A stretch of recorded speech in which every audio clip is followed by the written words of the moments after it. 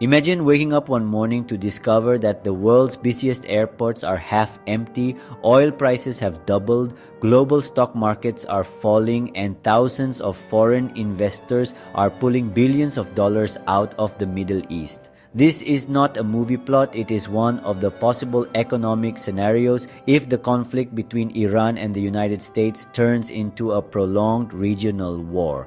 The Gulf region is home to some of the world's fastest growing economies. The UAE, Qatar, and Saudi Arabia have transformed themselves into global centers for trade, tourism, finance, and energy. But their success also depends on one thing above all else: stability.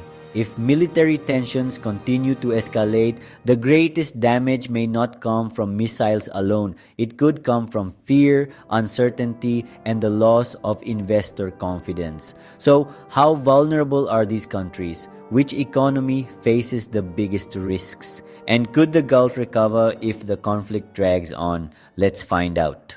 UAE, the economy most exposed among all Gulf countries. The United Arab Emirates is perhaps the most exposed to economic disruption. Dubai is more than a city, it is a global business hub.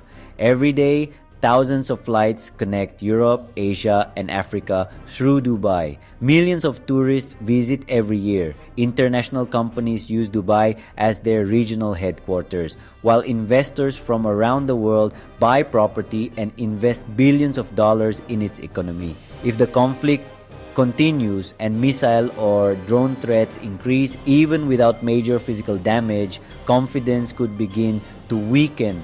Airlines may reduce flights, travel insurance could become more expensive. Some tourists might choose safer destinations, international conferences could be postponed, shipping companies could reroute cargo or pay much higher insurance premiums. Dubai's real estate market could also slow if foreign buyers become uncertain about regional stability. The biggest danger is not necessarily destruction, it is uncertainty. Investors dislike uncertainty more than almost anything else. Qatar, a global energy giant, under pressure. Qatar is one of the world's leading exporters of liquefied natural gas or LNG. Many countries in Europe and Asia depend on Qatari gas to power industries, generate electricity, and heat homes. If shipping through the Strait of Hormuz becomes more dangerous or if regional tensions increase, LNG exports could face delays. Even temporary disruptions could push global energy prices much higher. Qatar also hosts one of the largest American military bases in the Middle East. Although these facilities are heavily protected, they remain strategically important during any regional conflict. If attacks or threats increase around these military installations, investors could become more cautious about expanding operations in the country. Fortunately for Qatar, it has one of the world's highest incomes per person and enormous financial reserves. These resources would help cushion the economy, but they cannot completely eliminate the effects of prolonged instability. Saudi Arabia, strong but not untouchable.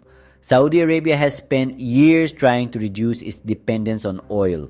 Vision 2030 aims to transform the kingdom into a global destination for tourism, technology, manufacturing, and investment. Mega projects such as NEOM are central to this vision. A prolonged regional conflict could slow that transformation. International companies might delay investments. Some construction projects could face higher costs because of supply chain disruptions. Insurance costs would likely rise, while defense spending would consume a larger share of government resources.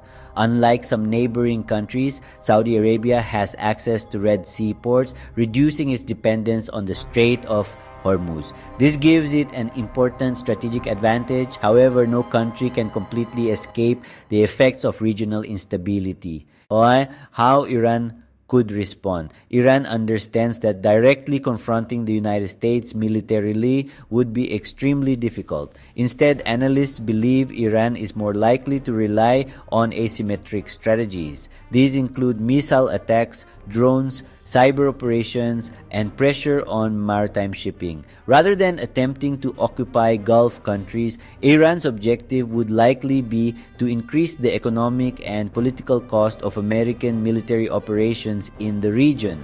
American military bases in Qatar, Bahrain, Kuwait, and other Gulf countries are therefore considered strategically important.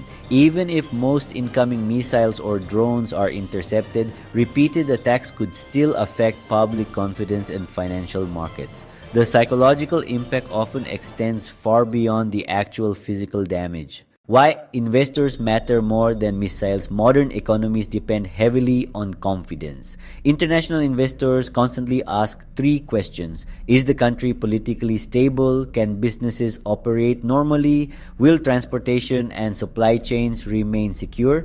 If the answer to these questions becomes uncertain, investors often delay projects instead of taking unnecessary risks.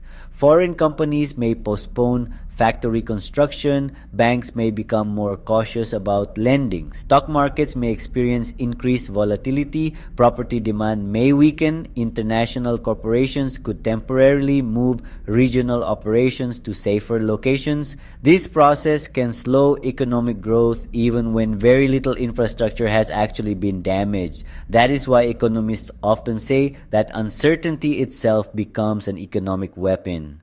The Strait of Hormuz, the world's energy lifeline. Nearly one-fifth of the world's traded oil passes through the Strait of Hormuz. If commercial shipping is interrupted for an extended period, oil prices could rise sharply. Higher oil prices affect almost every country. Transportation becomes more expensive, airline tickets rise, manufacturing costs increase. Food prices may also rise because transportation costs affect global supply chains. Inflation could return in many economies around the world. Developing countries that import energy would likely suffer the most. Can the Gulf recover? Despite these risks, the Gulf countries also possess remarkable strengths. The UAE, Qatar, and Saudi Arabia have accumulated enormous sovereign wealth funds over many decades. Their banking systems remain relatively strong.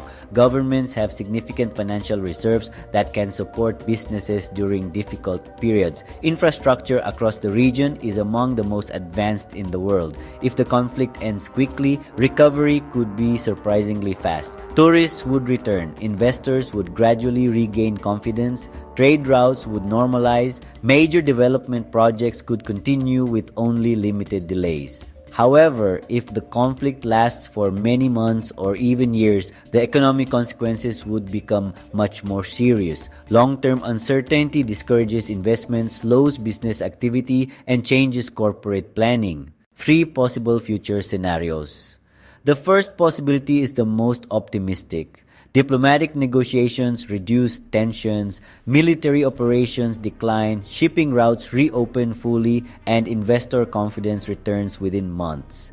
Economic growth slows temporarily but recovers relatively quickly. The second scenario is a prolonged conflict. Missile attacks continue intermittently, shipping remains expensive, tourism weakens, foreign investment slows, economic growth continues but at a much lower pace. The third and most severe scenario involves wider regional escalation.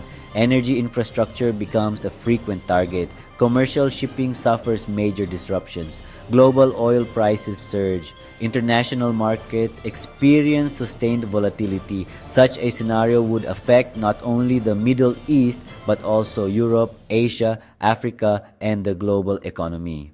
Conclusion. The Gulf economies have achieved extraordinary success over the past few decades. Cities like Dubai, Doha, Abu Dhabi, and Riyadh have become symbols of rapid development and global ambition. But prosperity depends not only on wealth, it also depends on stability and confidence. If the Iran-US conflict remains limited, these countries possess the financial strength to recover. If the conflict expands across the region, however, the greatest losses may come not from destroyed buildings but from disappearing investment, declining tourism, disrupted trade, and weakened business confidence.